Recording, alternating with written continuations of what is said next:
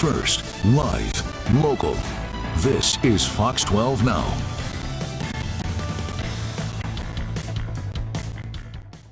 There we go, Portland, Oregon. That is such a good shot. I had to go ahead and take that to start off. Hello, everyone. This is Fox 12 Now. I'm Greg Nibbler. This is part of Fox 12 Oregon here at our digital desk in the newsroom where we get to do a lot of things. If you haven't seen us before, thanks for finding this show.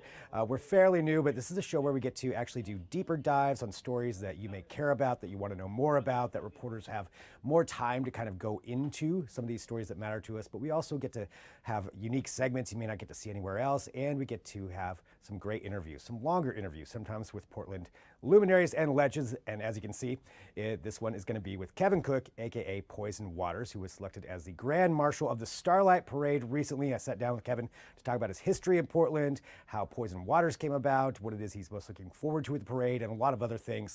So we're going to roll that for you right now. Kevin, thanks so much for being here, and taking some time. I know you're really busy. You got a lot going on.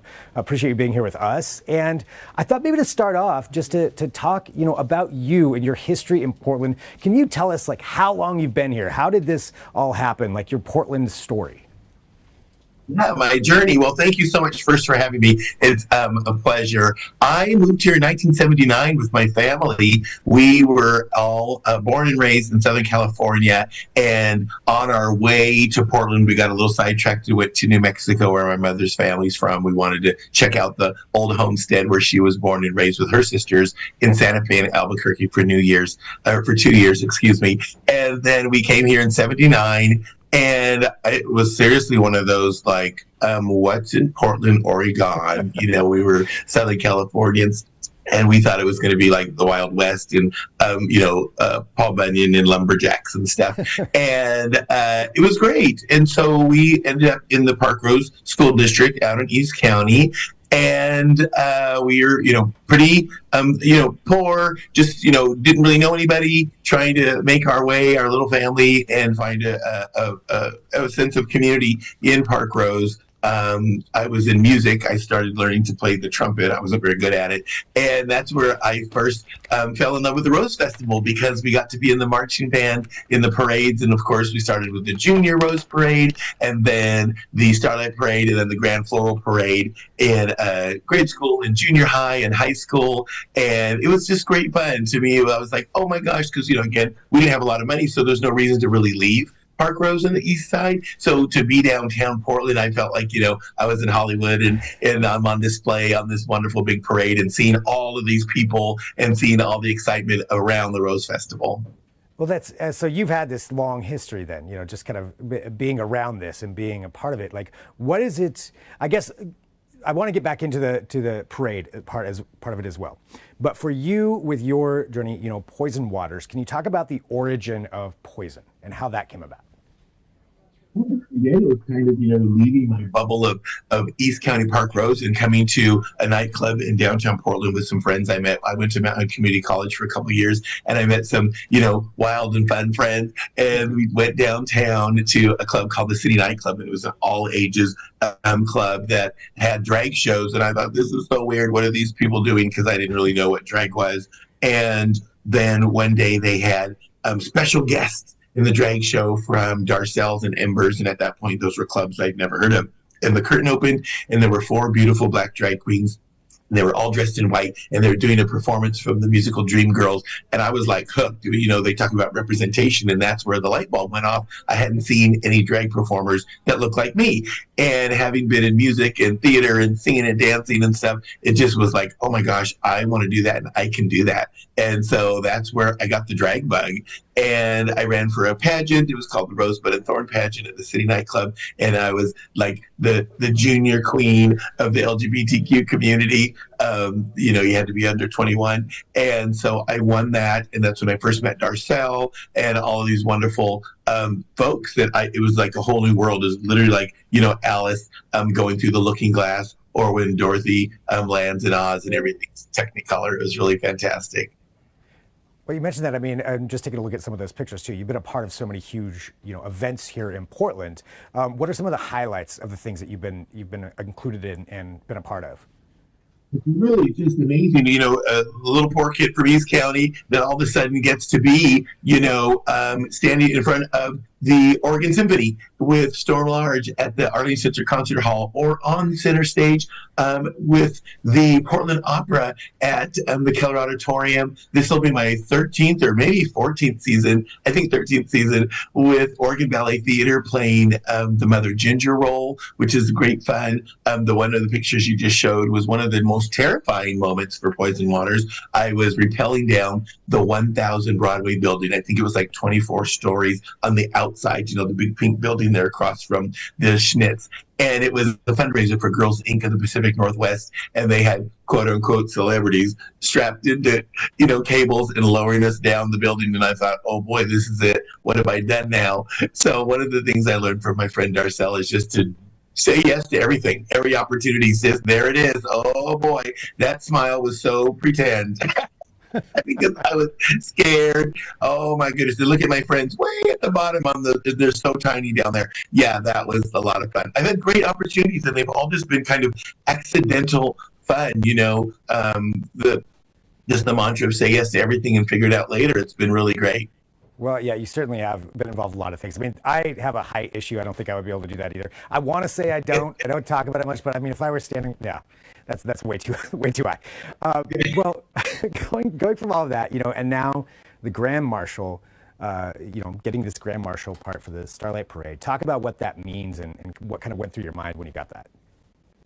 Well, again, I said earlier in another interview, I thought it was spam because I just got this kind of, nondescript email saying we want to invite you to be the Grand Marshal. I'm like, oh, okay, little right. me. And then I looked a little closer, and it was legit. And I called the number and emailed the folks back, and it was very sincere. It was very kind the way they wrote it. And actually, in the early '90s, I was in drag in the Starlight Parade with Z100 Morning Zoo, that popular radio show in the early and mid '90s, and a bunch of drag queens were on their float, and we put one of their DJs in drag, and it was really like so much fun, and everybody's like, oh my God, that's so well, that's so great. And then about 12 years ago, Darcel was the Grand Marshal for this same parade. So drag queens, are fun, and the theme is focus on fun, and so it just makes perfect sense, and I just can hardly wait. Can I ask you just really quick, just about the Darcel side of things, and obviously with Darcel's passing, like, what did Darcel mean to you, like in the? Oh my gosh, well, Darcel meant everything to me and still does. I didn't really grow up with a father figure, and so Darcel immediately, as I said, I met Darcel as a teenager, and immediately saw the care and the warmth that he took care of his own family, his employees, his staff. It was a very family, community type business, and still is. We hope we can carry that legacy on for him. And so he was always there for me, a great mentor, taught me a whole lot about business and about drag and show business, and really helped me become a person, not just a personality, and gave me lots of really great lessons. And we traveled all over together and spent a lot of great quality time, his partner and me and my partner now, Jefferson, and a few from before that. I've known Darcel since like 1988, so it's been a long time. And his passing, of course, we were all devastated, and it's terrible. You know it's going to come, but you certainly aren't ready for it. His celebration of life at the Schnitz that was sold out in like an hour with 2,700 people, just reinstated his position in our community and how much love he had and respect he had for people all over. People flew in from around the country for it. So that gives us, some solace and peace that, he had a great life, lived a great life, and will be remembered as such. Kevin, let me ask you this. Just with it coming up, let me go right there. There we go. We're live, so that happens sometimes. With this coming up, this event, you're going to be the Grand Marshal. What's the one thing if you had to pick one thing, what are you most looking forward to with it? Oh my gosh, well, I've been in lots of parades before, and I'll tell you, from the beginning to the end, it kind of is a blur because there's just so many people and so many smiles and waving and pictures and all that stuff. So what I'm looking forward to is challenging myself to be in the moment.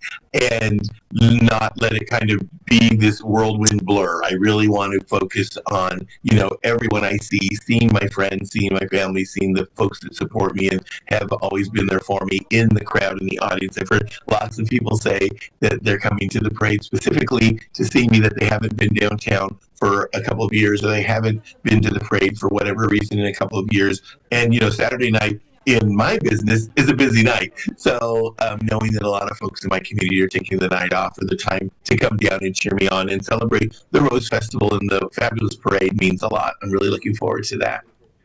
Well, Kevin, thank you very much for spending some time with us. I really appreciate it. I think it's just a very Portland story, as you mentioned, coming from the east side over there, downtown, and now the Grand Marshal of the Starlight Parade, among the many other things that you've been the Marshal ever involved in. But still, this is a great honor. So congratulations on that, and thanks for spending some time with us today.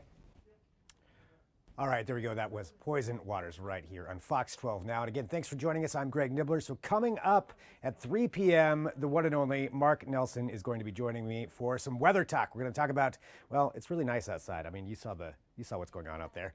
I mean, it is very nice outside right now, and it's going to get hot this weekend. So Mark's going to talk about that, what to look forward to, but also we're talking about El Nino. Is it happening? Is it going to happen? What does it mean? What is an El Nino?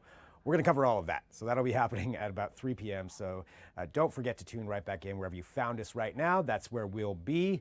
That's YouTube, that's our apps, that's our websites, all those different places. But definitely join us for that.